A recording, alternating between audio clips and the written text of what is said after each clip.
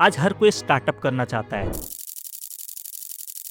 चाहे वो एक स्टूडेंट हो, जॉब पर्सन हो, सबको स्टार्टअप करना है। लोगों को लगता है स्टार्टअप करना बहुत ही कूल है, स्टार्टअप करके बहुत सारे पैसे कमाए जा सकते हैं, अपने खुद के बॉस बन सकते हैं। बट रियलिटी क्या है? क्या स्टार्टअप इतना ज्यादा सही है करना? और स्टार्टअप करना भी है तो एक right step by step approach क्या होनी चाहिए? स्टार्टअप कर तो लिया, फंडिंग कहाँ से लेनी है? कौन कौन से ऐसे सेक्टर्स हैं जहाँ पे फंडिंग मिलना ईजी है? और फंडिंग चाहिए तो क्या क्या स्टेप होना चाहिए? अपना स्टार्टअप स्टार्ट करना है तो कैसे करना चाहिए? नेटवर्किंग की क्या अपॉर्चुनिटीज है? नेटवर्किंग कैसे करनी चाहिए? राइट वे क्या होना चाहिए? ये सारी चीजें आज के इस पॉडकास्ट में हमने डिस्कस करी है तुषार कंसल जी के साथ, क्योंकि आज तक ऑलरेडी हजारों स्टार्टअप्स को हेल्प कर चुके हैं फंडिंग दिलाने में। ऑलरेडी उन्होंने काफी बड़े बड़े कंपनीज के साथ काम कर रखा है, काफी मिलियंस ऑफ डॉलर्स का फंड रेज कर चुके हैं। यदि आप भी जानना चाहते हो स्टार्टअप का रियल गेम, ये पॉडकास्ट आप लोग के लिए है। तो लेट्स गेट स्टार्टेड। तो चलिए स्टार्ट करते हैं आज की इस वंडरफुल पॉडकास्ट को, क्योंकि आज के इस पॉडकास्ट के गेस्ट हैं हमारे साथ तुषार कंसल जी, जो कि काफी ज्यादा स्टार्टअप्स को हेल्प कर चुके हैं फंडिंग उठाने में। इवन बहुत सारे स्टार्टअप्स को मेंटरशिप भी देते हैं। यदि आप एक यंग प्रोफेशनल हो, जॉब कर रहे हो, स्टार्टअप कर रहे हो, बहुत सारे इश्यूज आते हैं आपको, तो ये पॉडकास्ट आपके लिए। तो सबसे पहले वेलकम तुषार जी हमारे पॉडकास्ट पे आने के लिए। Thank you for having me. तो सबसे पहले हम तो आपके बारे में जानते हैं, बट डेफिनेटली एक छोटा सा इंट्रोडक्शन हमारी ऑडियंस को यदि मिल जाता आपके बारे में तो ज्यादा बेनिफिशियल होता। मैंने MBA 2001 में किया था, तो दिल्ली यूनिवर्सिटी से। उसके बाद मेरी जर्नी में एक कॉर्पोरेट का फेज़ आया और कुछ एंटरप्रेन्योरशिप का फेज़ आया। कॉर्पोरेट जर्नी में मैंने काफ़ी अच्छी कंपनीज में मुझे बहुत भगवान कृष्णा का सपोर्ट मिला। तो डेलॉयट एंड टूश में और टाइम्स ऑफ इंडिया का जो वेंचर आर्म है ब्रांड कैपिटल। उसके बाद मैं 2 ट्रेजरीज में रहा। तो एक में मैं ऑपरेशंस मैनेज कर रहा था, एयरसेल जो टेलीकॉम कंपनी होती थी, 11,000 करोड़ की ट्रेजरी थी। और उसके बाद मैं डेट अरेंज करने के लिए हेड ऑफ डेट था विद MTS जो रशियन टेलीकॉम कंपनी थी। तो तब मैंने उनके लिए $2.5 बिलियन का डेट रेज किया था। और फाइनली मैं CFO था डिस्ट्रीब्यूशन लॉजिस्टिक्स, जो एक अमेरिकन प्राइवेट इक्विटी फंड है, उनकी कंपनी है। तो मैंने काफ़ी देखा कि क्या इन्वेस्टिंग होती है, क्या फाइनेंशियल इंजीनियरिंग क्या होती है, और फाइनेंस से आप कैसे बहुत मल्टीफोल्ड रिटर्न्स बना सकते हो। उसके बाद मेरा एंटरप्रेन्योरियल जर्नी है, जिसमें मैंने काफ़ी कंपनीज में इन्वेस्ट किया है। और साथ के साथ मेरी कंपनी कंसल्टेंसी वेंचर्स का 10वां साल शुरू हो गया। Thank you so much. और अभी हम लोग वेंचर कैपिटल फंडिंग और IPO फंडिंग और डेट फंडिंग, हम 3 टाइप की फंडिंग करते हैं। बाकी मैं पॉडकास्ट वगैरह गिव बैक करने का मेरा तरीका। बिल्कुल बिल्कुल। बेसिकली आज के इस पॉडकास्ट को थोड़ा सा हम लोग इन्फॉर्मेशन टाइप में रखेंगे। लाइक कोई स्टूडेंट है जस्ट आफ्टर कॉलेज अपना स्टार्ट करना चाहता है, कोई पर्सन है जॉब कर रहा है, जॉब के साथ साथ कुछ करना चाहता है या कर रहा है कोई स्टार्टअप, बट उसको बहुत सारी दिक्कतें आती है। जैसे हमने भी फर्स्ट जनरेशन एंटरप्रेन्योर्स हैं, घर में कोई बिजनेस फैमिली वाला नहीं है, तो हमें भी बहुत हेल्प मिलेगी। Definitely this will be a master class for everybody. तो स्टार्ट करते हैं बिल्कुल बेसिक्स। एंड सबसे पहले मेरा क्वेश्चन ये है, आज की डेट में शार्क टैंक बहुत ज्यादा चल रहा है। शार्क टैंक को देखकर सबको लगता है भाई स्टार्टअप बनाना तो इतना कूल है, तो क्या स्टार्टअप बनाना रियली में वो कूल लगता जितना उतना एक्चुअल में है? देखिए, लाइफ में जो भी चीज़ें आपको पैसा देती हैं वो एंटरटेनिंग नहीं होती। राइट। उसमें बहुत बोरिंग चीज़ें होती हैं और आपको बहुत दर्द होगा, बहुत दुख होगा और बहुत पेन सहनी पड़ती है, सफरिंग सहनी पड़ती है। बहुत बहुत टाइप के इंसिडेंट्स होते रहते हैं रोज़ ही। और कई बार आपको लगता भी है कि मैं कर क्या रहा हूँ। तो जो आदमी को शार्क टैंक देख के लगता है कि मुझे शुरू करना चाहिए, उसको ये समझना चाहिए कि अच्छे लोगों को साथ जोड़े बिना कंपनी बनती नहीं है। और जो बिजनेस आप खड़ा करना चाह रहे हो उसकी नॉलेज हुए बिना कंपनी बनती नहीं है। और आज के टाइम में आज एम्प्लॉय लेते हो जो पढ़ा लिखा है, भाई किसी स्कूल पास को तो ले नहीं लोगे। तो लोगे तो उसने HR किया होगा, मार्केटिंग की होगी, तो आपको तो उससे ज्यादा होना चाहिए ना। या तो आपको हर चीज की थोड़ी थोड़ी नॉलेज हो तो आप उनसे काम ले पाओगे, नहीं तो घुमा देंगे। तो आजकल बहुत ज़रूरी है कि शार्क टैंक देख के आपको मोटिवेशन मिला है, बहुत खुशी की बात है कि आपको मोटिवेशन मिला है। लेकिन आप समझो कि वो स्टार्टअप जो शार्क टैंक तक पहुंची है और उन 5 लोगों को फेस कर पा रही है जिन्होंने खुद मिलियंस के बिजनेस बनाए हैं, उनमें क्या था।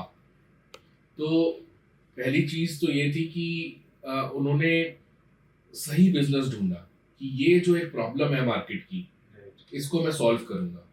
अब बड़ा अजीब सी बात है, हम लोग स्काइप यूज किया करते थे और हम इतना परेशान रहते थे, इतना घटिया 2 कौड़ी का स्काइप माइक्रोसॉफ्ट ने पता नहीं कितना का खरीदा बैठा था, और किसी को बिलीव नहीं होता था कि इसके अंदर भी कुछ नया हो सकता है। लेकिन कोविड से पहले वो जूम बना रहा था बंदा, जो पहले स्काइप में काम किया हुआ था। तो जब कोविड आया तो वो लोगों के पास वो ऑप्शन थी जूम की, तो वो चल निकला और 42 बिलियन पे चला गया उसका वैल्यूएशन, वो सारी कहानी। तो उसने प्रॉब्लम तो ढूंढी हुई थी, प्रॉब्लम तो ढूंढी थी उसने। तो वो प्रॉब्लम आपको मतलब, अच्छा जरूरी नहीं है कि ग्लैमरस प्रॉब्लम हो कि मतलब सबको दिखे, ऐसी प्रॉब्लम नहीं, जरूरी नहीं है। प्रॉब्लम कुछ भी हो सकती है। अभी कल मेरे पास एक बंदा गाजियाबाद से फोन आया था, जान पहचान के थ्रू आए थे वो। तो उन्होंने 2 साल लगा के एक सीआरएम बनाया, और सीआरएम जो अभी चल रहे हैं उसमें उसने एक बेसिक प्रॉब्लम ढूंढी थी, उसके ऊपर कमिट करके अपने पैसे डाल के उसने 2 साल में सीआरएम बनाया। पैसे कम थे तो टाइम ज्यादा लगे, सिंपल बात है। बिल्कुल। तो मुझे ऐसे एंटरप्रेन्योर्स की बड़ी इज्जत है, मैं बहुत इज्जत करता हूँ कि जिन्होंने प्रॉब्लम पकड़ी और उसका सोल्यूशन ढूंढा। लेकिन बिजनेस सिर्फ उससे नहीं बनता, उसके बाद आपको लोग चाहिए। तो आपके साथ कोई क्यों काम करे? तो एक तो वो देखेगा कि हाँ इस कंपनी में पोटेंशियल है, वो भी जज करेगा। बिल्कुल। सिर्फ पैसा देख के नहीं, अच्छी कंपनी छोड़ के नहीं आ जाएगा। तो आजकल अगर आप प्रॉपर सैलरी नहीं दे पा रहे तो आजकल बहुत तरीके हैं कि आप उसको शेयर्स दे दो, या शेयर्स देने के भी तरीके ऐसे हैं कि ईसॉप दे दो। तो ईसॉप में क्या होता है कि 1 साल मेहनत करेगा तो कुछ ईसॉप मिलेगा, फिर और मेहनत करेगा 1 साल तो पैसे मिलेंगे, उसको ईसॉप शेयर मिलेंगे। तो ऐसे तरीके बहुत है। और जो एक आदमी आज शुरू करना चाहता है, मैं तो कहता हूँ कि ओरिजिनल आइडिया को ढूंढने की भी जरूरत नहीं। आप कॉपी करके भी किसी कंपनी से आगे निकल सकते हो। हमारे पास ऑलरेडी बहुत सारे एग्जांपल्स हैं। कॉपी मतलब कॉपी कर लो बट स्मार्टली। बट हाँ मतलब आप जैसे, मुझे एलॉन मस्क का याद आता है, उन्होंने ट्विटर खरीदा तो लोगों ने कहा कि यार 44 बिलियन का तूने ट्विटर खरीद लिया, जो अभी भी लॉसेस में, और एम्प्लॉइज पता नहीं कितने 20,000 कितने एम्प्लॉइज भरे हुए।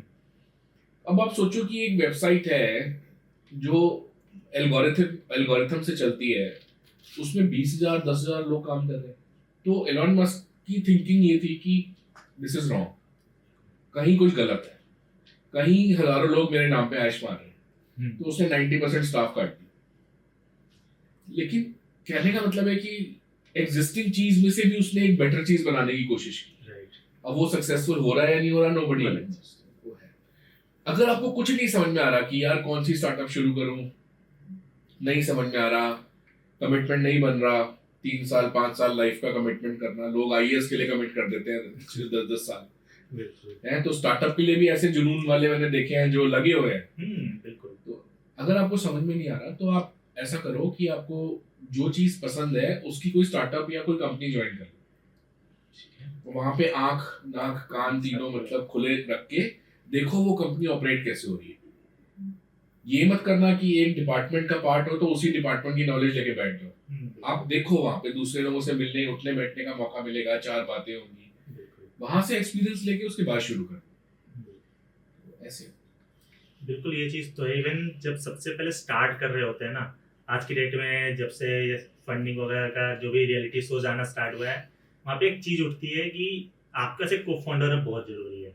बट जब हम लोग स्टार्ट कर रहे होते हैं तो ऐसा पर्सन नहीं होता जो को फाउंडर बन सके, या को फाउंडर रख भी लेते हैं बट फिर जाके प्रॉब्लम्स होते हैं। जैसे मेरे साथ भी काफी को फाउंडर्स रहे हैं, बट अनफॉर्चुनेटली हम साथ में काम नहीं कर पाए due to some reasons. But एक एक्चुअल में को फाउंडर ढूंढने का सही वे क्या होना चाहिए नॉर्मल पर्सन जो स्टार्ट कर रहा है उसके लिए? देखिए, को फाउंडर ढूंढना ये ह्यूमन रिसोर्स इशू नहीं है। जो आदमी आपके साथ बैठ के विजन, सेम विजन पे काम करेगा, आंख से आंख मिला के काम करेगा, उसके अंदर 3-4 चीजें बहुत जरूरी हैं।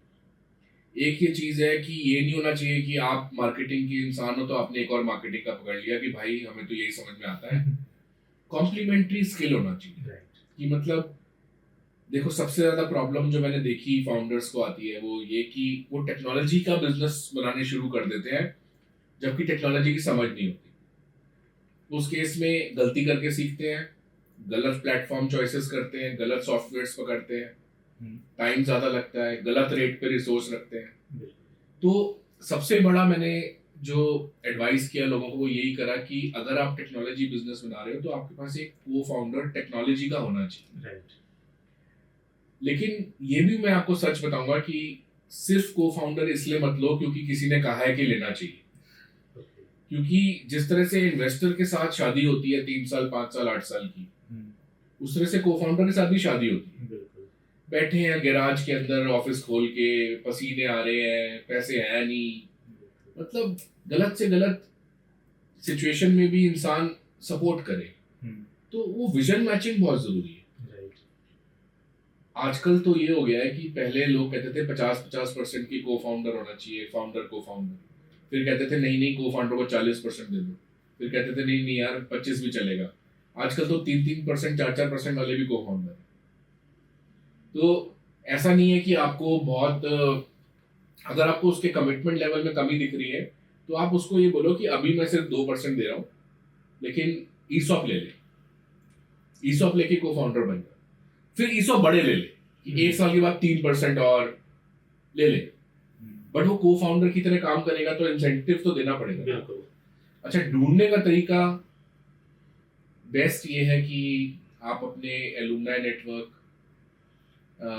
जो आपके कोलीग्स हैं जिनके साथ उठे बैठे हो, रेफरेंस के थ्रू, बिकॉज ये एक नेटवर्क इशू है, ये एक एचआर इशू नहीं है।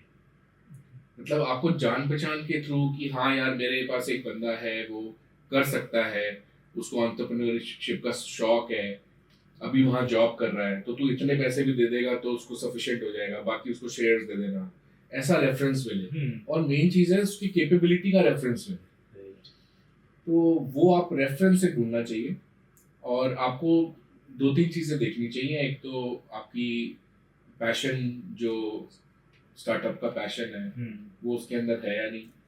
दूसरा, ऐसा तो नहीं है कि भाई 3 महीने तक पैसे कम मिले और वो कहे कि भाई मैं तो घर भी नहीं चल रहा। तो थोड़ा सा फाइनेंशियल डेप्थ होनी चाहिए बंदे की। और सबसे बड़ा इम्पोर्टेंट है वो है स्किल, कि आज आपको जो चीज़ मिसिंग है आपके अंदर जिसकी वजह से आप कंट्रोल नहीं कर पा रहे कंपनी को, तो वो चीज़ वो लेके आ रहा है।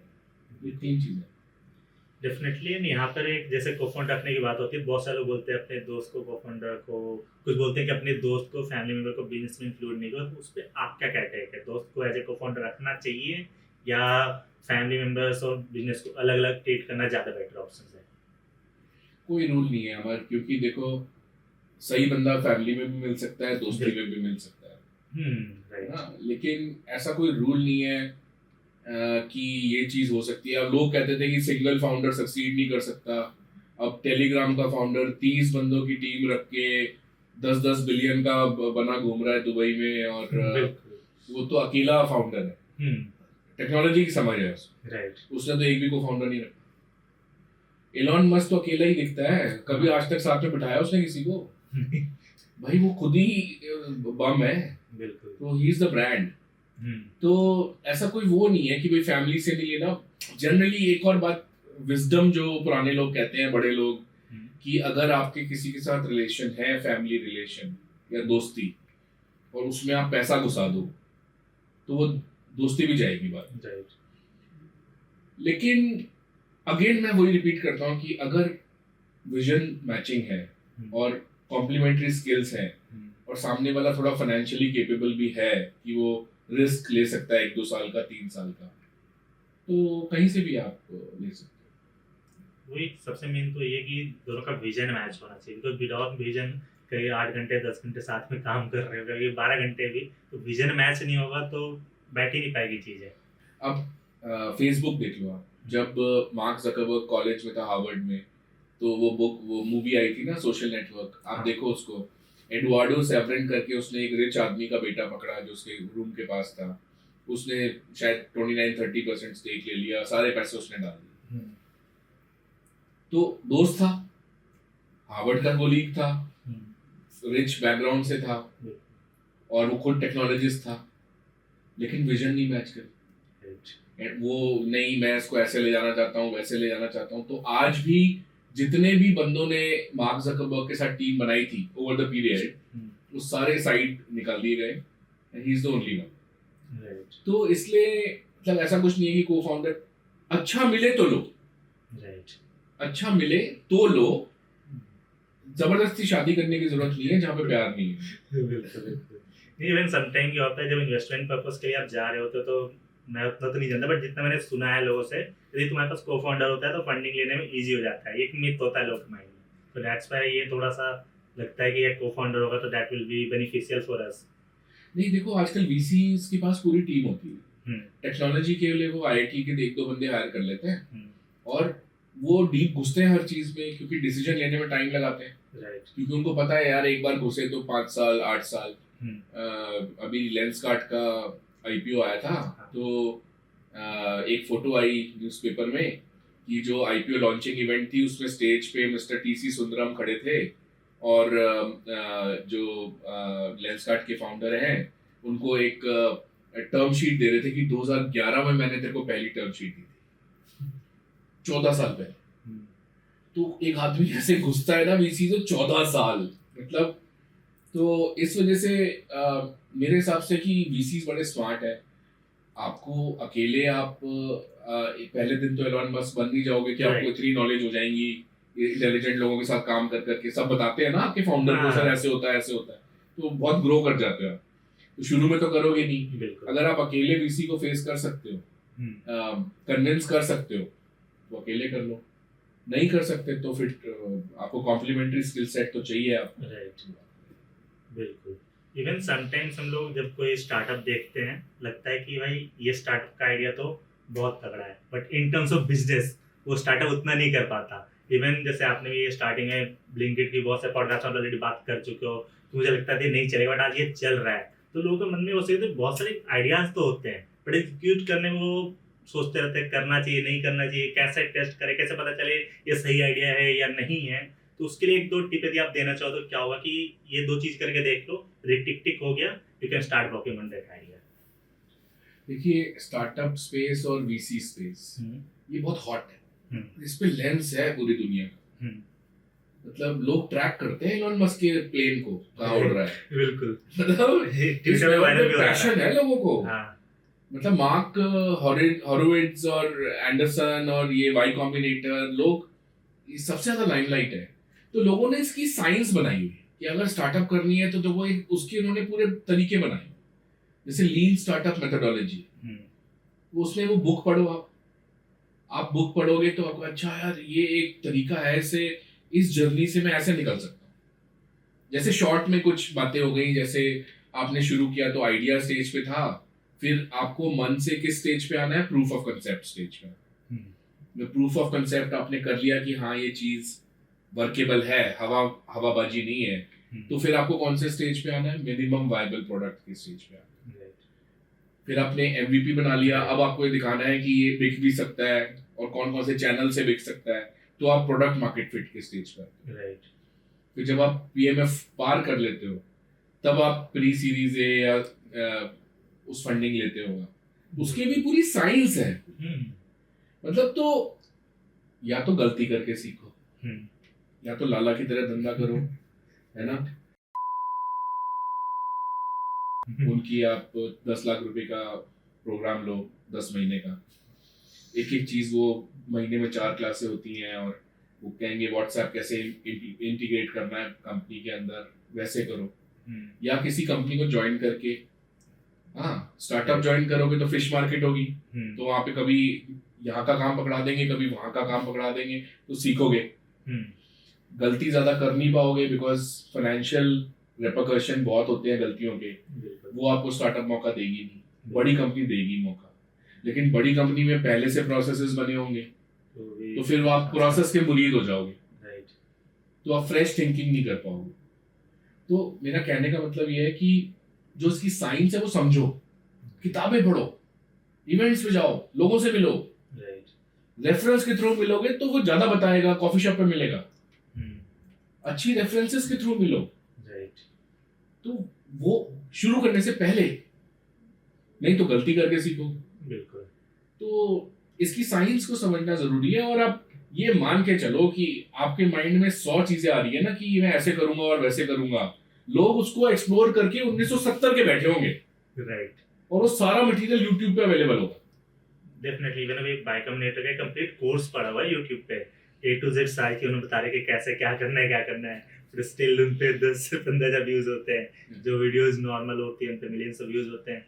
तो ऑडियंस को राइट जगह पे राइट चीजें पे फोकस करेगा तो that will be more better. जैसे अभी अपने इवेंट्स की बात करी है, तो जैसे मैं बिहार से आता हूँ, टायर 2 टायर 3 सिटीज की बात करें तो वहाँ पे वैसे भी इवेंट्स नहीं होते हैं। तो वहाँ से जब कोई बंदा निकल रहा होता है वो बहुत सुनता है नेटवर्किंग करनी चाहिए, ये करना चाहिए, वो करना चाहिए, इवेंट्स में जाने चाहिए। तो इवेंट में चलो चला गया, बट वहाँ पे क्या होता है, किससे बात करूँ। इवन इवेंट्स में जाने के बाद भी फर्स्ट टाइम जब मैं भी गया था, किनसे बात करूँ, कैसे बात करूँ, तो उनको 2-3 यदि आप टिप्स देना चाहोगे टायर 2 टायर 3 सिटीज से जो उठ के आ रहे हैं वो नेटवर्किंग के लिए, तो क्या होंगे? देखिए, टाइम आपका भी इम्पोर्टेंट है, टाइम सामने वाले का भी इम्पोर्टेंट है। वो आपसे क्यों मिले? आप एक स्टूडेंट हो, वो कहेगा कि हाँ भाई बता, 5 मिनट मिलेंगे आपको उसके साथ। आप कहोगे सर पीएमएफ क्या होता है? कहेगा वीडियो देख ले जाके। राइट। अब पीएमएफ मैं समझाऊंगा तेरे को। कहने का मतलब ये है कि आपको उसमें अपना एफर्ट और एक डोमेन पहले पकड़ो कि भाई मेरे को इस चीज का तो मुझे स्पेशलिस्ट बनना है। और जब उस चीज के स्पेशलिस्ट बनोगे ना तो आपको लोग कहेंगे यार ये मार्केटिंग का अच्छा बनता है। तो फिर आप किसी से मिलोगे, कहेंगे यार एक वो बंदे को तेरे से ओपिनियन लेनी है, थोड़ा टाइम दे दे, मार्केटिंग का एक्सपर्ट है, सही बंदा है, बहुत एफर्ट करता है। तो आप भी अपने नाम से जाओ। राइट।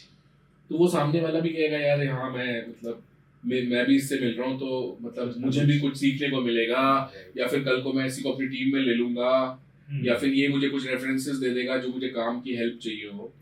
तो वो गिव एंड टेक रहता है। बिल्कुल। अब लोग क्या करते हैं ना, इवेंट पे मैं स्टेज पे होता हूँ, अभी मरीडियन में था स्टेज पे, वो विजिटिंग कार्ड आके देते हैं, अच्छा अगर कोई स्टूडेंट टाइप का होगा ना, सर इंटर्नशिप दिला दो। तो मतलब ठीक है मैं दिला सकता हूँ, लेकिन द थिंग इज कि आपका काम नहीं बना उससे। आप जो चीज के लिए आए हो वहां पे, अगर वो मेरे पास कुछ प्रपोजिशन लेके आता कि सर मैंने एक स्टार्टअप शुरू करनी है, आप इन्वेस्टर इसमें बन सकते हो, अच्छा मैं आपको मेंटरिंग चाहता हूँ, पैसे तो मैं ज्यादा दे नहीं पाऊंगा, मैं आपको इतनी इक्विटी दे दूंगा। सपोज मतलब ब्रॉडली सोच रहा हूँ मैं, ऐसा कोई मैं आइडिया स्टेज में इक्विटी लेता नहीं हूँ, बट सपोज ऐसे आपने कुछ प्रपोजिशन दिया, तो लोग ऐसे बहुत हैं जो कॉर्पोरेट लाइफ में 15 साल 20 साल लगा चुके हैं, पक चुके हैं कॉर्पोरेट लाइफ से सीख के, और वो गिव बैक करना चाहते हैं। वो लोग इतना टाइम देते हैं स्टार्टअप्स को, मतलब सिर्फ इसलिए नहीं कि उनको इन्वेस्टिंग का मौका मिल जाएगा या उनको उसमें इक्विटी मिल जाएगी, लोग देते हैं टाइम। आपको टाइम मिलेगा लोगों से, हाँ मतलब आप फोन पे जूम पे बहुत टाइम मिलेगा, बट खुद पहले कुछ लायक बनना चाहिए, मतलब ब्लैंक नहीं होना चाहिए। क्योंकि नॉर्मल सी बात है, मैं किसी के पास जा रहा हूँ तो सामने वाले को भी जब टाइम ले रहा हूँ तो उसको कुछ ना कुछ गिव बैक मिलना चाहिए उस टाइम का। अब मैं किसी के पास जा रहा हूँ, मैं यूट्यूब से एक्सपर्ट हूँ, तो उसको पता है यूट्यूब से एक्सपर्ट है, ये मेरी हेल्प कर सकता है सोशल मीडिया में ग्रो करने में, बट मैं वहाँ पर जाकर डायरेक्टली उसको नहीं पता मेरे बारे में। जैसे अभी लोग बेंगलोर में टेक समिट में गए थे, वहाँ पर हमें पता नहीं था स्पीकर कौन है, अचानक मतलब एक हमारे साथ थे, उनका पिक्चर लेना था, मैं स्पीकर पर प्लीज एक्सक्यूज मी साइड हो जाएगी। तो वो चीज हो जाती है। तो मतलब इवन थोड़ा सा मैनेजमेंट सही से नहीं हो पाया था फर्स्ट डे में, तो दिक्कत हो गई थी। तो ये जरूरी है कि जब आप किसी से बात करने जा रहे हो एटलीस्ट उनके बारे में बेसिक नॉलेज आपको हो कि क्या करते हैं। यही गलती लोग इन्वेस्टर के टाइम भी करते हैं। जैसे जितने भी वीसी फंड होते हैं ना, जब वो लिमिटेड पार्टनर से पैसा उठाते हैं, उनसे कमिटमेंट्स लेते हैं, तो पहले बताते हैं कि भाई हम किस थीसिस के अंडर, इन्वेस्टमेंट थीसिस कौन सी रहेगी, हम कैसे इन्वेस्ट करेंगे, उसमें पूरा डिटेल होता है। ये सेक्टर, इस कंट्री की कंपनीज, इस स्टेज पे इतना ये होना चाहिए, रेवेन्यू होना चाहिए, प्रोडक्ट में ये होना चाहिए, मतलब वो थीसिस और सारी थीसिस वेबसाइट पे होती है। अब आप एक बात बताओ, आप इन्वेस्टर से मिल रहे हो, आप एग्री टेक के इन्वेस्टर से हो, आप फूड टेक, है। तो इन्वेस्टर कहेगा भाई तूने मेरे बारे में इतना बॉदर भी नहीं किया कि तू रिसर्च करे, मैं क्यों हेल्प करूँ तुझे। राइट, ये बहुत जरूरी तो है। वो गड़बड़ हो जाता है। आपको एक स्टोरी सुनाता हूँ छोटी सी। इन्वेस्टर ना ये चेक करता है कि सामने वाले का कमिटमेंट लेवल कितना है। राइट, तो वो रैगिंग करता है। और रैगिंग किस किस टाइप से होती है। मेरा एक फ्रेंड था, वो आईएफटी में इवेंट में था, मैं स्टेज पे स्पीकर था। उसमें एक वीसी, मेरे पैनल पे काफ़ी वीसीज थे, एक वीसी बैठा हुआ था। अब वो वीसी नोन है कि बड़ा इगोइस्टिक है। तो वीसी नीचे उतरा, फिर विजिटिंग कार्ड वगैरह लोग दे रहे थे, बात बात कर रहे थे। फिर वो बाहर कैब की वेट कर रहा था। तो मेरे फ्रेंड ने बोला यार मैं इससे मिले हूँ, मिले बात कर ले, तेरे को आगे काम है कुछ। तो वो उसके पास गया, उसने बोला आशीष सर आपका कार्ड मिलेगा, I want to talk to you. कहता है फाइंड मी फर्स्ट। कहता है फाइंड मी फर्स्ट। भाई साक्षात प्रभु खड़े हैं $800 मिलियन के हैं, और मतलब तू क्यों, उसने कहा कि एफर्ट कर पहले। राइट। अब अनिल अग्रवाल जी है वेदांता वाले, हाँ। अब वो ओल्ड हो गए हैं, तो अब उनकी स्टोरीज आती हैं, वो डालते हैं, रेगुलर पोस्ट डालते हैं कि मेरे साथ ऐसा हुआ ऐसा हुआ, गिव बैक करते हैं। तो एक बार लंदन जाते थे वो, तो 5 दिन के लिए होटल बुक करते थे, सस्ता होटल बुक करते थे, और सिंस होटल वहाँ बहुत महंगे होते हैं, तो वो सुबह 5 बजे उठ के टीम को ब्रेकफास्ट पे बुला लेते थे कि सुबह जल्दी काम शुरू करेंगे, होटल बहुत महंगा है, तो पूरा फायदा उठाना है लंदन विजिट का। तो एक आदमी ने उनको कमिट किया हुआ था $20 मिलियन का कुछ कमिटमेंट किया हुआ था आदमी ने, इन्वेस्टर था, वाइट का है। तो ये उससे मिले ब्रेकफास्ट मीटिंग में, तो कहता है अच्छा यू नीड $20 मिलियन, नया प्रोजेक्ट लगा रहे हो। हाँ हम लोग लगा तो सकते हैं। अच्छा ऐसा करना कि कल स्पोर्ट्स के कपड़े पहन के और एक साइकिल लेके मेरे को वहाँ मिलना। तो ये पहुँच गए वहाँ पे। अच्छा इनको कोई साइकिलिंग का शौक नहीं, ना इनकी फिटनेस लेवल कुछ। कहता 100 किलोमीटर साइकिलिंग करेंगे आज।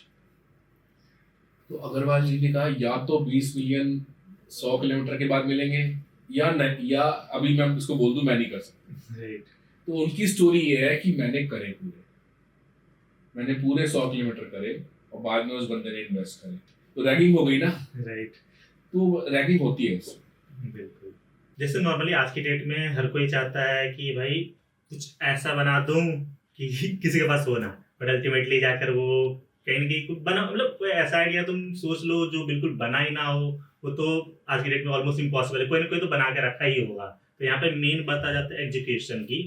तो बहुत सारे लोग स्टार्ट कर देते हैं, इवन प्रोडक्ट भी बना लिया, बट एजुकेशन में कहीं ना कहीं फेल हो जाते हैं, उनको सही गाइडेंस नहीं मिल पाती कि एक्चुअल में स्टेप बाय स्टेप क्या प्रोसेस होना चाहिए। चलो स्टार्टअप तो कर दिया, तो स्टार्टअप के बाद क्या क्या स्टेप होते हैं, उनका प्रोडक्ट रेडी हो रहा है, बन रहा है, सब चीज़ें हो रही है। फिर in terms of growth business के टर्म्स में सब बहुत सारे लोगों को मेंटरशिप भी देते हो, तो नॉर्मली एक पॉइंट ऑफ व्यू लेके चले step by step, number 1, number 2, number 3, उनको स्टेप बाय स्टेप क्या करना चाहिए। लेकिन पहले तो ये बिल्कुल भी नहीं सोचना चाहिए कि मेरे को फाइनल प्रोडक्ट जो पब्लिक एक्सेप्ट करेगी वो मुझे आज पता है। राइट। किसी को नहीं पता। बिल्कुल। मतलब सब अंधे हैं। तो आपके माइंड में कुछ आया, अब सबसे बड़ा सिचुएशन क्या होता है कि कोई टेक्नोलॉजी का लड़का या लड़की, उसने टेक्नोलॉजी सीख ली है या इंजीनियरिंग कर रहा है, तो उनके माइंड में आता है यार मैं तो ये ऐसे बना देता हूँ, ये बड़े पैशनेट हो जाते हैं बिकॉज वो टेक्नोलॉजी के लोग हैं। बिल्कुल। लेकिन 1000 ऐसी फीचर्स हैं जो टेक्नोलॉजी से बन सकते हैं, लेकिन पब्लिक उनके लिए पैसे नहीं देगी। राइट। तो जब तक पब्लिक ना पे करे, जनता इज द किंग। राइट। तो स्टीव जॉब्स ने भी कहा था, एक इवेंट थी जिसमें स्टेज पे किसी ने बोला क्वेश्चन पूछना है, और ये पूछा कि मैंने इतनी अच्छी टेक्नोलॉजी बनाई थी एप्पल में, तूने किल कर दी। तो उसने बोला भाई पब्लिक पैसे तो दे उस चीज के, और मैं उसको मास प्रोड्यूस कर पाऊं इस स्केल पे कि वो पब्लिक को लिमिटेड पैसे में मिल रही हो और उसके लिए वो पे कर रहे हो। तो फ्यूचर जो शेप आती है ना वो प्रोडक्ट की, वो हो जरूरी नहीं है कि वो हो कि आप। अब एक टाइम पे फेसबुक जब फेमस हो रहा था तो उन्होंने अपने प्लेटफॉर्म पे थर्ड पार्टी एप्स वालों को बनाना अलाउ कर दिया। मुझे याद है कि उसके फेसबुक का जो प्लेटफॉर्म था उस पर इतना डेटा था उसके कस्टमर्स का, और वो फ्री में दे रहा था फेसबुक। तो उसके ऊपर एप्स बनती थी, लोग पे करते थे, राइट। और कई कंपनीज मिलियंस की बन गई। एक दिन मार्क भाई सुबह सो के उठे, उन्होंने कहा यार मैं दूसरों को बिलियंस का बिजनेस दे रहा हूँ, तो उन्होंने टैप पीछे से बंद कर दी, राइट। सफा चट कर दिया। तो कहने का मतलब ये है कि अगर आप पैशनेट हो कि मुझे प्रोडक्ट बनाना है, तो पहली बात तो उस पे ओवर कमिट मत करो। उसके 10 में से सबसे कस्टमर फ्रेंडली 3 या 4 फीचर्स, यानी 30-40% फीचर्स का कुछ प्रूफ ऑफ कंसेप्ट बनाओ, और वो जो आपके आसपास वाले हैं, जो लर्नेड लोग हैं, उनको दिखाओ कि जी अंकल आपको कैसा लग रहा है, या फिर किसी फ्रेंड को जो कुछ अच्छा नॉलेज वाला बंदा, उसका तू दिल बता, ये तेरे को कुछ समझ में आ रहा है, तो वो आपको कुछ बोलेगा। थोड़ा सा ये भी है कि लोग हमेशा, जो जान पहचान वाले लोग होते हैं, वो आपको नेगेटिव ज्यादा बताते हैं, पॉजिटिव्स कम बताते हैं। तो वो कहते हैं अरे नहीं रिस्क मत ले, नौकरी कर ले, अरे क्या है। तो वो नॉइज आपको छाटनी पड़ेगी कि वो जो इतनी नेगेटिव नॉइज आ रही है तो क्यों आ रही है, मतलब आपको शक होगा अपने ऊपर। बिल्कुल। तो वो आप उसके बाद आप मिनिमम वायबल प्रोडक्ट के स्टेज पे बढ़ो, तब आपको फ्रेंड्स एंड फैमिली से कुछ अगर पैसे उठाने हैं तो आप उठा लो। अब IITians वाला वो जल्दी मिल जाते हैं, लेकिन वो तो रियलिटी है। तो अगर आपको फ्रेंड्स एंड फैमिली से कुछ चेक उठाना है तो आप उठा लो, बिकॉज उसको बनाने में आपको कुछ और भी लोग चाहिए होंगे, फिर आपको एक कोवर्किंग स्पेस हो सकती है चाहिए हो, या लैब जो हो सकता है आपको चाहिए हो। फिर वो प्रोडक्ट की जब शेप थोड़ी बन जाए, मिनिमम वायबल प्रोडक्ट आ जाए, फिर आप एक ऐसा उसके 3-4 क्वांटिटी उस चीज़ की बनानी शुरू करो जिसको आप थोड़ा बेच के देखो चैनल से, तो कुछ सैंपल बने, और फिर प्रोडक्ट मार्केट फिट कैसे अचीव होगा कि आपने कुछ बेच के दिखा दिया, तो किस रेट पे बिक रहा है, किस चैनल से बिक रहा है, वो डिसाइड हो जाएगा। जब हमारा प्रोडक्ट मार्केट फिट अचीव हो जाता है, 80% दुनिया के वेंचर कैपिटलिस्ट उस स्टेज पे पैसा डालते हैं। उनको लगता है इस प्रोडक्ट में रिस्क खत्म हो गया, बेच के दिखा दिया, चैनल सेट हो गया, टीम सेट है, कैपिटल टेबल में कोई फालतू का आदमी नहीं बैठा हुआ, और अब इसको सिर्फ मार्केटिंग का पैसा चाहिए, इसको सिर्फ वर्किंग कैपिटल चाहिए।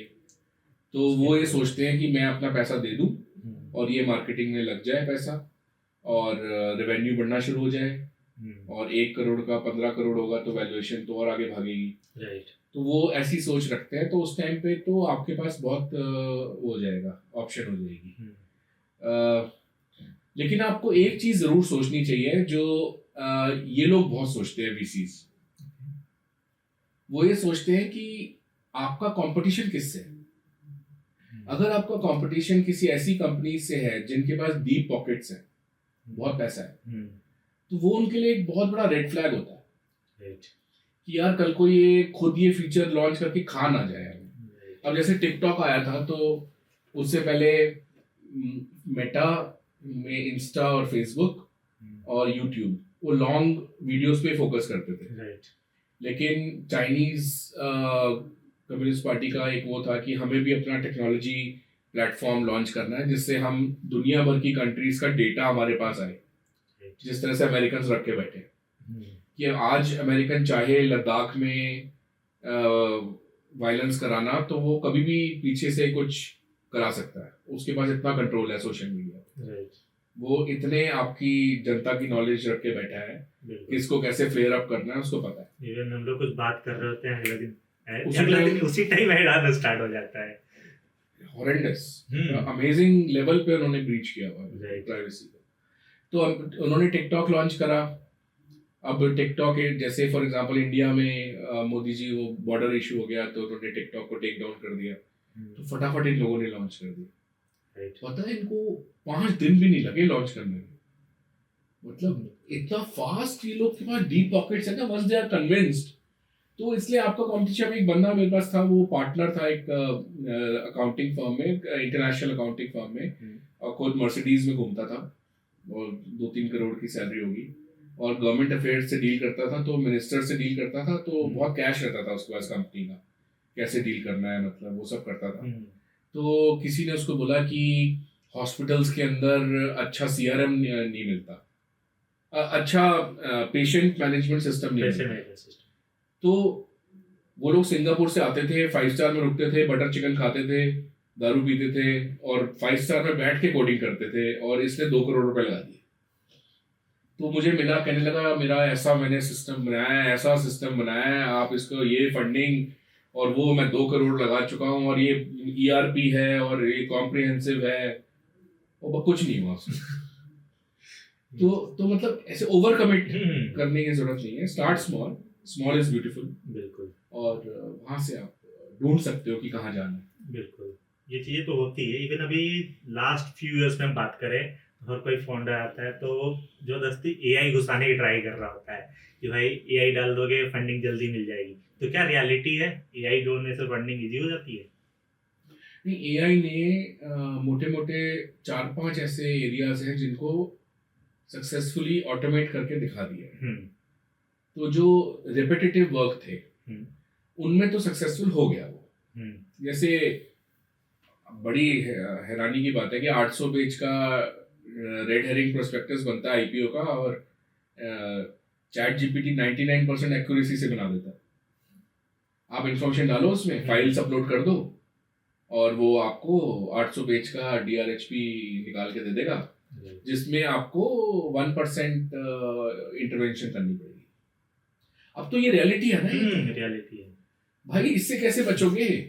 बिल्कुल। अब वो बोल तो रहा है कि एलॉन मस्क ने बोला था या किसने बोला था कि दुनिया की एक ही जॉब है जो एआई से बची हुई है, वो है इंजीनियरिंग, फ्रेश टेक्नोलॉजी क्रिएट करना।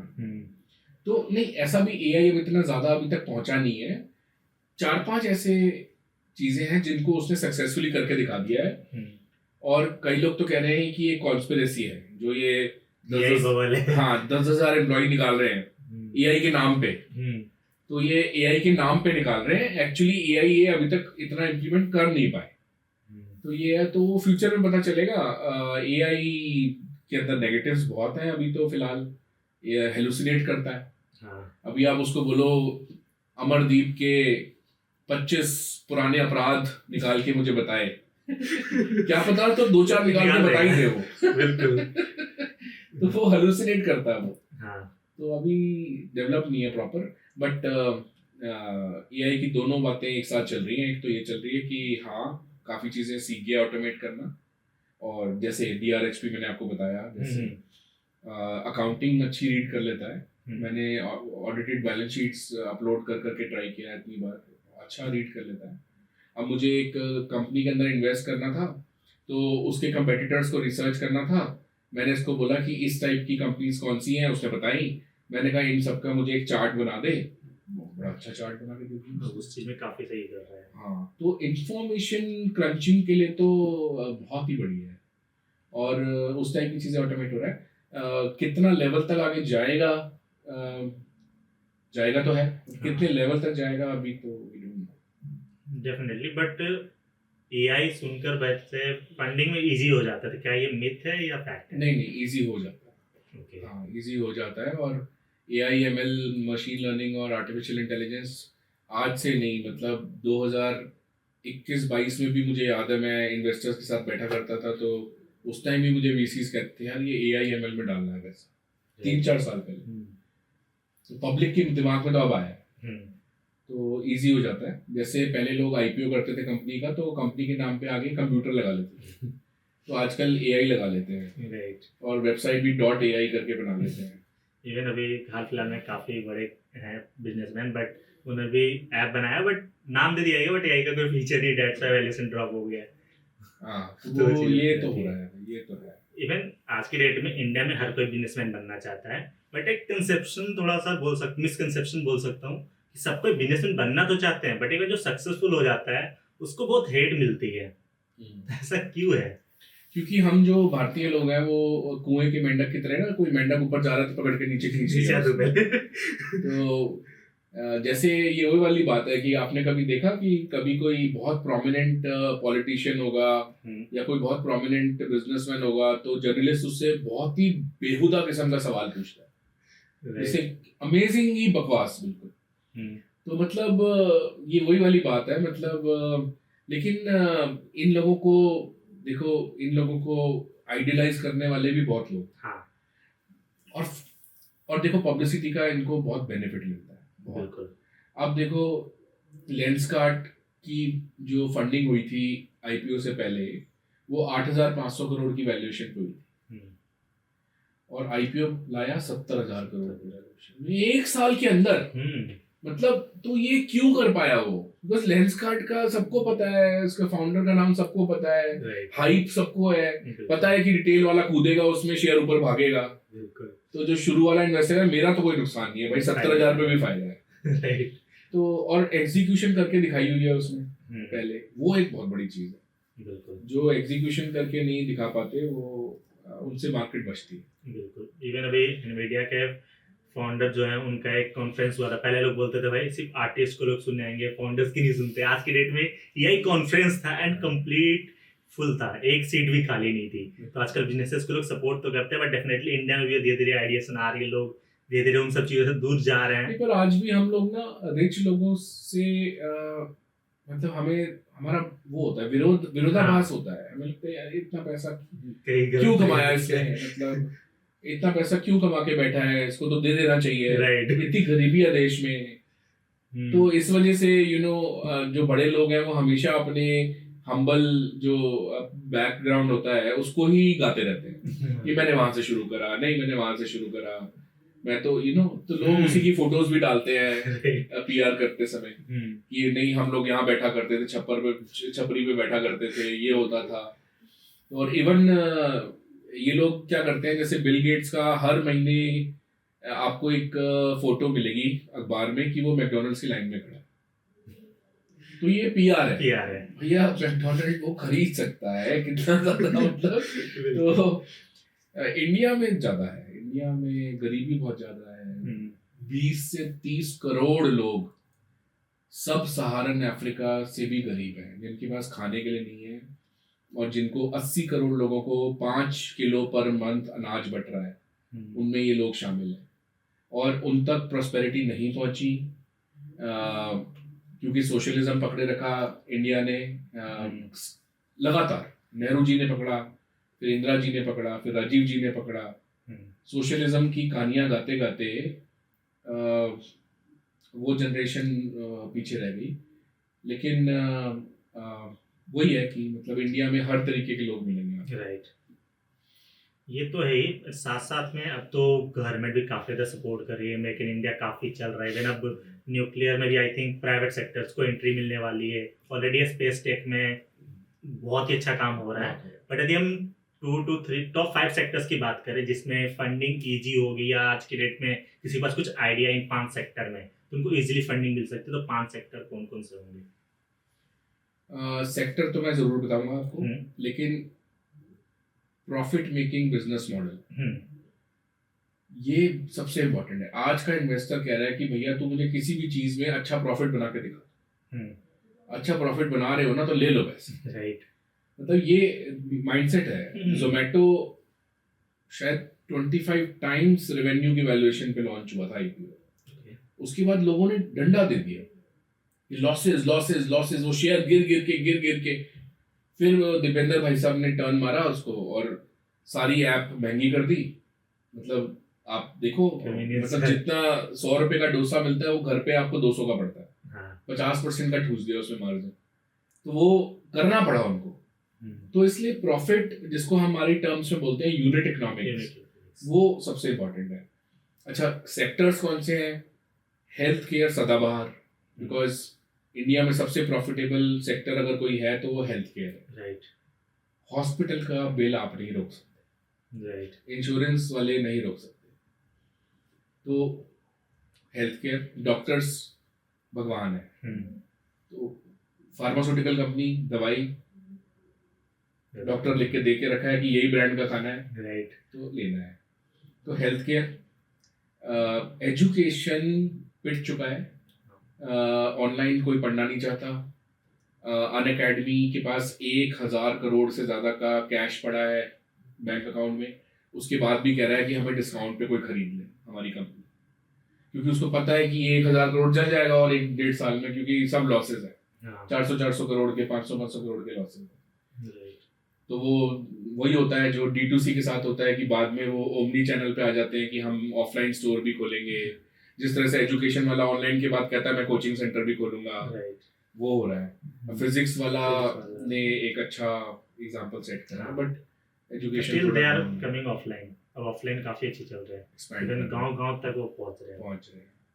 प्लस उनका ना माइंड रिकॉल, जो ब्रांड रिकॉल है, वो इस चीज से जुड़ा हुआ है कि सस्ती और अच्छी एजुकेशन, राइट उस चक्कर में लोग बड़े आते हैं, उनके बच्चे बड़े आते हैं। राइट अच्छा, तो एजुकेशन डाउन है, हेल्थ केयर बहुत अच्छा है, कोवर्किंग स्पेस, मतलब जो प्रॉपर्टी के रेट बढ़े हैं, मतलब लोग 13 करोड़ का अपार्टमेंट तो ऐसे कहते हैं जैसे मजाक हो रहा हो यार। तो मतलब तो ऑफिस स्पेसेस महंगी हो गई हैं, रेंटल्स महंगे हो गए हैं, तो सबको फ्रैक्शनल रियल एस्टेट पे आना पड़ रहा है।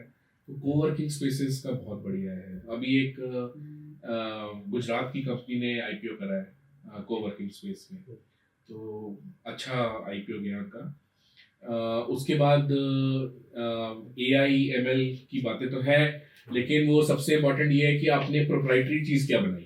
मतलब ऐसा नहीं कि आप चैट जीपीटी के ऊपर आपने एक छोटा सा प्रोसेस डाल दिया, उसके बाद एक प्लेटफॉर्म बना दिया, ले रहा है वो सब कुछ चैट जीपीटी से, तो वो मतलब वीसी क्या कमिट करेगा उसमें।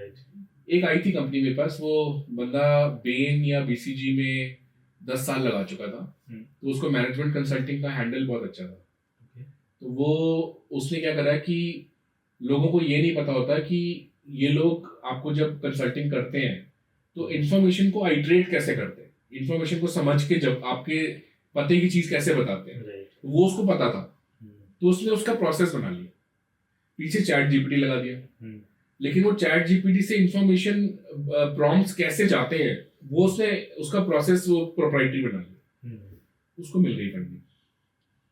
तो मतलब ऐसी कुछ चीजें हैं जो फंडेबल हैं।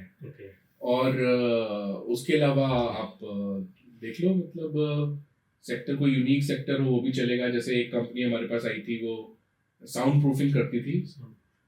ये तो नॉर्मल साउंड प्रूफिंग है कि जैसे स्टूडियो में हो रखी है, लेकिन आप एरोप्लेन की साउंड प्रूफिंग तेजस एयरक्राफ्ट की कर रखी थी, फैक्ट्रीज, मशीन्स, मैन्युफैक्चरिंग उनकी कर रखी थी। वो बड़ी यूनिक उसमें प्रोडक्ट्स बनाने पड़ते हैं। तो मतलब क्या आईपीओ वैल्यू चल रही है उस कंपनी की। तो मतलब ऐसी यूनिक बिजनेसेस हैं जो मैं एंटरप्रेन्योरियल एंगल से बता रहा हूँ। अब थोड़ा सा as a investor point of view से बात करते हैं कि जस्ट फॉर एग्जांपल जैसे जैसे हमारा भी इनटास्क हम लोग भी फंडिंग वगैरह चल रहा है process, but just for example हमने इनटास्क का रेडी कर लिया है, एमबीपी रेडी कर ली, उन्हें फर्स्ट 100 बेटा यूजर्स भी ले आए कि 100 यूजर है जो हमारे साथ काम कर रहे हैं, रेगुलर बेसिस पे फीडबैक दे रहे हैं। तो एज इन्वेस्टर आप क्या क्या चीज उसमें चेक करोगे so you will invest in that startup? तो एक तो ये है कि आप जिस सेक्टर में बैठे हो उसमें टेलविंड्स हैं या नहीं, मतलब वो उठता हुआ सेक्टर है, तो एक तो सेक्टर हो गया।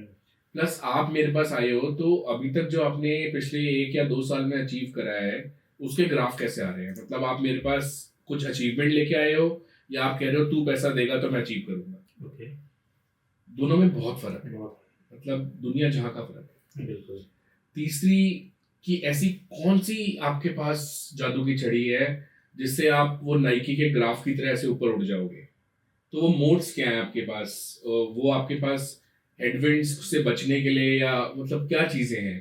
तो सबसे पॉपुलर चीज होती है टेक्नोलॉजी, लेकिन उसके अलावा भी बहुत चीजें होती हैं। जैसे कुछ कंपनीज होती हैं वो मेटा और गूगल को पैसे नहीं देते ऑनलाइन ग्रो करने के लिए। वो कंटेंट मार्केटिंग, इन्फ्लुएंसर मार्केटिंग उनका हैंडल होता है कि भाई हमें इंटरनेट को गेम कर लिया है। अगर वो भी एक बहुत बड़ा मोट है, मतलब वो बहुत बड़ा स्किल है। अगर आपके पास ऐसा कुछ चीज है तो दैट इज लवली। अच्छा, उसके बाद जो आपने बिजनेस मॉडल बनाया है, ज्यादातर कंपनीज क्या करती हैं, बहुत ही फ्रूगल और लीन चल रही होती हैं, बहुत ही कम खर्चा करके चल रही होती हैं, और जैसे ही इन्वेस्टर का पैसा आता है वो गया जी खर्च करो, वो सारा बिजनेस मॉडल खराब कर देती है। प्रॉफिटेबल अच्छी खासी चल रही होती है और लॉस मेकिंग में आ जाती है। ये चीज होती तो आपका जो बिजनेस मॉडल है कि मैं फ्यूचर में कितना चार्ज करूंगा, वो आपको लॉस मेकिंग नहीं होना चाहिए। राइट। कई लोग ने करा, बहुत साल तक करा और वीसीज ने फंड करा, पहले कस्टमर लाएंगे फिर मोनेटाइज करेंगे, पहले कस्टमर लाएंगे, राइट। वो चीज नहीं चल रही। तो अभी देखो कि सपोज अनअकैडमी ने एलन वाले से शायद बात चल रही थी कि खरीद ले, हाँ। तो वो अनअकैडमी के पास जो इतना सारा डेटा पड़ा है स्टूडेंट्स का, वो उस चीज के पैसे क्यों दे? वो उस चीज के 500-800 करोड़ 1000 करोड़ क्यों दे? वो खुद ही बिल्ड कर लेगा इंटरनेट से। तो वो चीजें काफी चेंज हो गई हैं। अच्छा, उसके बाद मैं ये देखता हूँ कि अभी तक आपने क्या करके दिखाया है, वो सबसे इम्पोर्टेंट है। और जो पैसा आप मांग रहे हो, उस पैसे से आप क्या अचीव करना चाहते हो? कि तुषार कंसल, हम आपका 5 करोड़ ले रहे हैं, इस 5 करोड़ से हम ये 4 चीजें इतने टाइम में अचीव करेंगे, और वो जितने क्वेश्चन आपको पूछने हैं कि कैसे अचीव करेंगे, वो मैं आपको अभी बता देता हूँ। तो वो सबसे इम्पोर्टेंट है। और कई लोग क्या होता है ना, आइडिया स्टेज था सर, कुछ प्रोडक्ट बनाया है सर, 40 करोड़ दे दो, ऐसे ऐसे बहुत मिलेंगे आपको लोग। अच्छा, मेरी वैल्यूएशन कितनी है जी? मैंने कहा अच्छा 40 करोड़, ठीक है, वैल्यूएशन कितनी है आपकी? 1000 करोड़। तो it doesn't work like that कि शार्क टैंक देख के आप सुबह उठे थे और आप मेरे पास आ गए। वो चीज तो डेफिनेटली प्रैक्टिकल चीजें होनी चाहिए।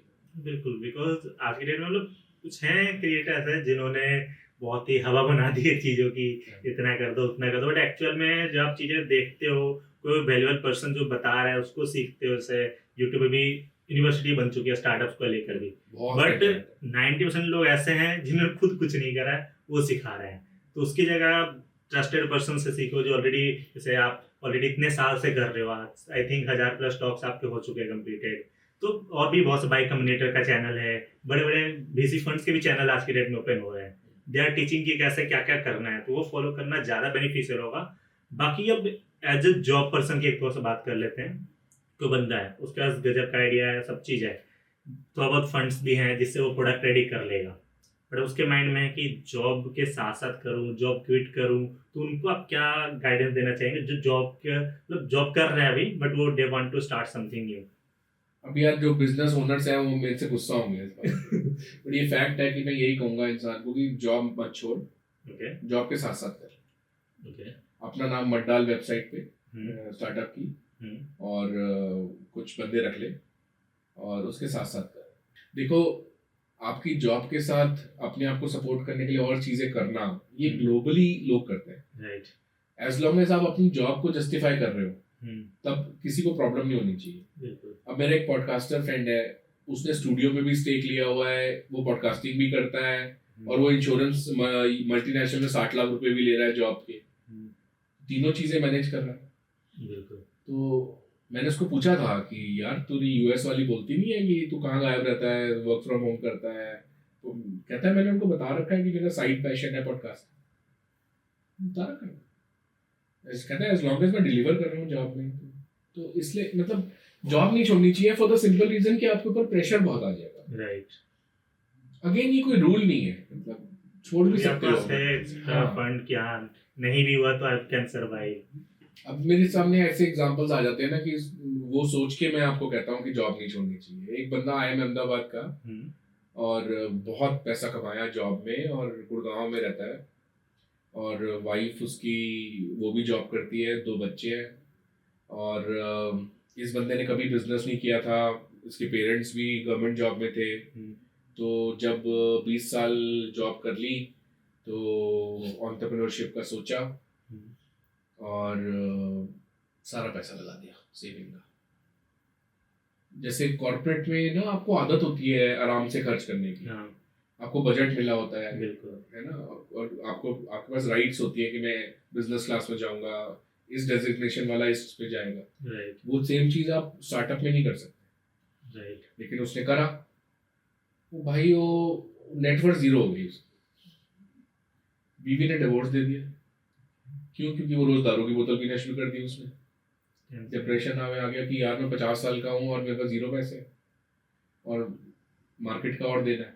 हम्म, तो फिर वो रोज दारू पीनी शुरू कर दी, ड्रग्स लेनी शुरू कर दी। फिर वाइफ ने टोकती रही 6 महीने तक, नहीं सुना तो वाइफ ने डिवोर्स दे दिया। अब वो बर्बाद हो गया। तो इसलिए मतलब मैं ये कह रहा हूँ कि रिस्क अपनी चादर के हिसाब से है। बिल्कुल। फिर किसी स्टेज पे सोच के चलो कि आउटसाइड कैपिटल लेनी है। दोनों साइड का लेके चलना है कि भाई निगेटिव भी हो तो जा रहा है, इतना जा सकता है, वो माइंड में लेके चलो। और बाहर की कैपिटल उठा लो किसी स्टेज पे, और इन्वेस्टर भी नेचुरली सोच समझ के ही आएगा आपके पास, और इन्वेस्टर भी तो साथ में कुछ लाता है। बिल्कुल। आज वार्म रेफरेंस की हम बात करते हैं कि इन्वेस्टर से आप कहते हो कि सर अगले राउंड के लिए आप हेल्प कर दो। अब वो इन्वेस्टर किसी और इन्वेस्टर से आपको रेफरेंस दे रहा है, तो वो वार्म रेफरेंस होगी ना कि भैया मैंने इस बंदे को देखा हुआ है 1 साल 1.5 साल। That is the way to do. क्योंकि जब रेफरेंस मिल जाता है डेफिनेटली चीजें इजी हो जाती है बहुत बहुत रेफरेंस से ही इजी होती है। लोग फंड रेजिंग को समझते हैं कि हम ईमेल भेज देंगे और इन्वेस्टर कॉल पे आ जाएगा, हम उसको बिजनेस प्लान समझा देंगे, फिर वो कहेगा मिलने की जरूरत नहीं है, मैं टर्म शीट भेज रहा हूँ, और उसके बाद वो कहेगा बैंक अकाउंट नंबर दे दो। ऐसा नहीं होता भाई। मतलब इन्वेस्टमेंट की जहाँ तक बात है ना, फंड रेजिंग, आपका बहुत बहुत टाइम वेस्ट होगा अगर आप रेफरेंस के थ्रू जाके नहीं करोगे। लोग कॉल पे आ जाएंगे, बिजनेस समझ लेंगे, इन्वेस्ट नहीं करेंगे, टर्म शीट के बाद भी नहीं करेंगे। तो इसलिए आप रेफरेंस के थ्रू जाओ तो थिंग्स आर इजी। बिल्कुल। तो काफी अच्छा रहा कन्वर्सेशन, बट यहाँ पर बहुत सारे कुछ रैपिड फायर क्वेश्चंस मैंने प्रिपेयर करे फॉर दिस एपिसोड। मैंने बहुत सारे प्लेटफॉर्म्स पे वीडियोस के कमेंट सेक्शन चेक किए, तो कुछ बेसिक क्वेश्चंस हैं लोगों को जो उनको 1 to 3 वर्ड्स में आंसर चाहिए फटाफट के लिए। तो नंबर 1, शार्क टैंक आज की डेट में रियली फंडिंग के लिए जाते हैं लोग या ओनली वो मार्केटिंग जाते हैं? नहीं जाते तो वो फंडिंग के लिए हैं, लेकिन मार्केटिंग ज्यादा मिलती है। इवन कुछ केसेस आए हैं सामने जहाँ पर डायरेक्टली ऐसी आस की होती है कि सामने वाला ही बोल देता है भाई तू मार्केटिंग के लिए आया, डायरेक्टली बोल दे। नेचुरली वो बोल रहे सर 1 करोड़ 1%।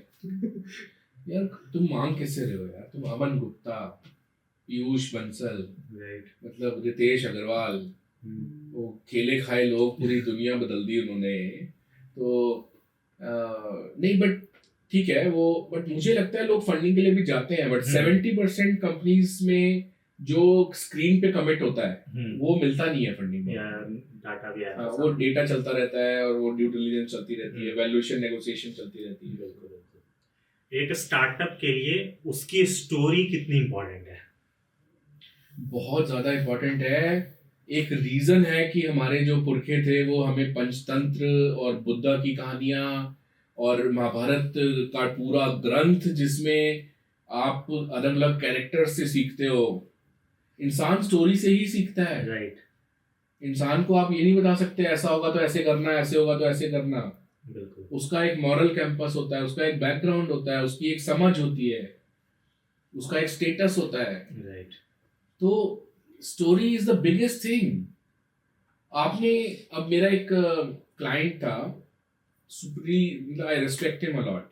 कुवैत में वो 5-स्टार चेन का चीफ डिजाइन ऑफिसर था, IIT खड़गपुर, IIM कलकत्ता। तो भाई वो उसके इन-लॉज को दोनों को डिमेंशिया हो गया, तो उसको वो छोड़ के मिडिल ईस्ट में सब कुछ यहाँ गुड़गांव आना पड़ा, क्योंकि उसकी वाइफ डॉक्टर थी। तो उसने कहा मैं अपने पेरेंट्स का ख्याल रखूंगी, कोई है ही नहीं। तो उसको लगा कि यार ये ओल्ड लोग जो रह जाते हैं और NRIs बाहर होते हैं, वो तो कोई केयर करने वाला नहीं होता। NRI कहता है भाई पैसे जितने मर्जी वर्कर्स रख लो। राइट। तो उसने ऐसे लोगों के लिए एक चेन खोली गुड़गांव में, हाई एंड, पूरा ख्याल रखने वाला। उसमें बच्चे आते हैं स्कूल के मिलने के लिए ओल्ड लोगों से, उनके लिए कभी पोयम चल रही है, कभी कुछ चल रहा है। तो वो खोली उसने। और मेरा जब वो क्लाइंट बना था, तो मतलब मैं जब मिलने गया था तो हमारी बात ही स्टोरी पे हो रही थी। वो डिमेंशिया की कहानियां बता रहा था, वो अपनी कुवैत से लर्निंग बता रहा था। तो अब वो किसी भी इन्वेस्टर से बात करता था, लोग कहते हैं हाँ यार डाल देते हैं। सिकोआ इंटरेस्टेड था, मतलब सॉफ्ट बैंक इंटरेस्टेड था कि भाई तू थोड़ा रेवेन्यू कर ले, फिर हम उस पे आ जाएंगे। बिकॉज वो स्टोरी इतनी स्ट्रांग थी, बंदे की कमिटमेंट लेवल इतना स्ट्रांग था, उसने करके दिखा दिया। राइट। क्योंकि स्टोरी से ही ऑडियंस भी कनेक्ट करती है तभी। वही होती है। आप ये क्यों है कि IIM अहमदाबाद आपको केस स्टडीज से पढ़ाता है? मतलब यूनिवर्सिटी की तरह किताबें नहीं पढ़ाता व्हाट इज फाइनेंशियल मैनेजमेंट और डेफिनेशन से शुरू करके, नहीं भाई, हमें तो केस स्टडी से बता दो कैसे होता है। तो एक रीजन है कि एमबीए के एंट्रेंस में ग्रुप डिस्कशन इंक्लूड होता है, बिकॉज आप कैसे बात को कम्युनिकेट करते हो और story is very important. And एक और लोग माइट रहता है कि भाई तू without a big college succeed नहीं करता स्टार्टअप में, बहुत से लोग रहते हैं डाउट। लोग मार्क जकरबर्ग की तरफ देखते हैं कि इस साले ने छोड़ा था कॉलेज और ये 600 मिलियन लेके बैठा है। नहीं, लेकिन ऐसी गलत सोच है। उसने हार्वर्ड छोड़ा और सारा उसने पैसा हार्वर्ड के नेटवर्क से अरेंज करा। और मेरे पास एक वीसी फंड का बंदा था, बहुत ही सिंपल किस्म का बंदा था, इस टाइप का कि आप कॉफी शॉप में बैठे हो तो आपके लिए उठ के कॉफी ले आएगा। ऐसा वीसी देखा है? ऐसा बंदा था। लेकिन पैसा कैसे रेज कर लिया फंड के लिए? मैंने कहा तू तो बहुत यंग है यार, 32-33 साल का। कहता है मैथ्स ऑनर्स की थी हार्वर्ड से, हार्वर्ड के एलुमनाई में घुस गया, वहां से बन गया। तो ऊपर से नाम हार्वर्ड का था, यहाँ पे बीकानेर वाला की फैमिली से मिला था, चेक काट दिया 25 करोड़ का। मतलब हार्वर्ड का है। तो कॉलेज बहुत मैटर करता है और एलुमनाई नेटवर्क बहुत मैटर करता है, पेडिग्री बहुत मैटर करती है। आईआईटीएन एक बंदा मेरे पास आया, मैं शार्क टैंक में जज था आईआईटी में, कहने लगा सर आपसे बात करनी है। तो अंदर बोर्ड रूम में बैठे थे तो अलग से ले गया मुझे, सर सबके सामने नहीं करूँगा, यहाँ सारे बड़े कंपेटिटिव हैं। तो कहने लगा सर ये चेक दिखा दिए, 2 ब्लैंक चेक 2-2 करोड़ के। कहता घर गया था लखनऊ, तो मैंने किसी फैमिली वाले को बता दिया कि मैंने स्टार्टअप सोच रहा हूँ, वो चेक रख गया 2-2 करोड़। भाई साहब 2-2 करोड़ के ब्लैंक चेक रख गया। मतलब कहने का मतलब ये है कि 97% जो लोग स्टार्टअप में सक्सेसफुल हुए हैं उन्होंने डिग्री की हुई। अच्छा, डिग्री सिर्फ इसलिए भी नहीं कि भैया कि आपको अगर स्टार्टअप सक्सेसफुल नहीं हुई तो मैं जॉब कर लूंगा, वो ठीक है, लेकिन but it is an education stage with you. बिल्कुल, तो वो आपको करनी चाहिए। बिल्कुल। Thank you so much Tushar Kansal ji, आज बहुत अच्छा लगा आपसे बात करके। आई होप हमारी ऑडियंस को बहुत ज़्यादा वैल्यू मिली होगी। एक सिंगल लाइन में बोला जाए, एक statement for every student, every job seeker जो स्टार्टअप करना चाहेगा, तो लाइन क्या होगी? वो होगी कि if the problem motivates you enough then go for it, don't look back. Right.